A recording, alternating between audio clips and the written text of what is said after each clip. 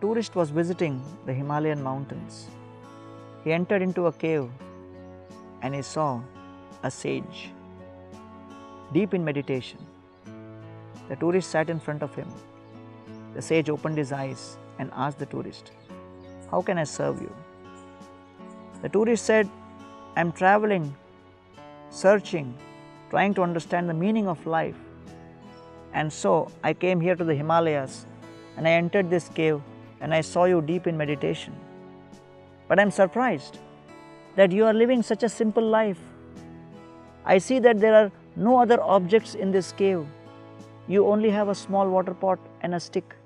Where is your furniture? Where are your other paraphernalia? Where are your means for entertainment? I do not see any TV, any furniture, any washing machine. How do you live? How is it possible for you to survive?"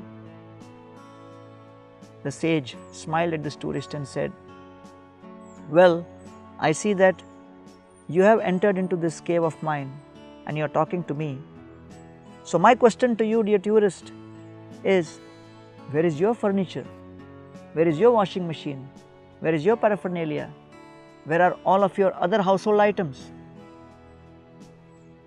The tourist said, "Well, dear sage, I am simply a tourist here and therefore I am not carrying all of that." The sage said, "Me too. I am also a tourist in this world." What a beautiful statement.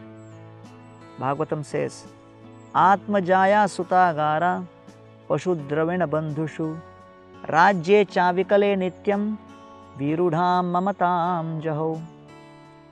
The story of the journey of every conditioned soul can be captured and encapsulated in 8 things. All of our anxieties, lack of peace, stress, agitation is caused due to attachment to these 8 things. What are these 8 things? Body, wife, children, house, pashu, which means vehicles, money, relatives, family members, social respect, prestige, position, and our controllership, career, area of influence. All of this put together is the sum total of what we are attached to in this world. And changes in one or many of these create intense agitation. Therefore, spiritual life is to help us realize that there is a deeper, unchanging truth within in the form of the soul.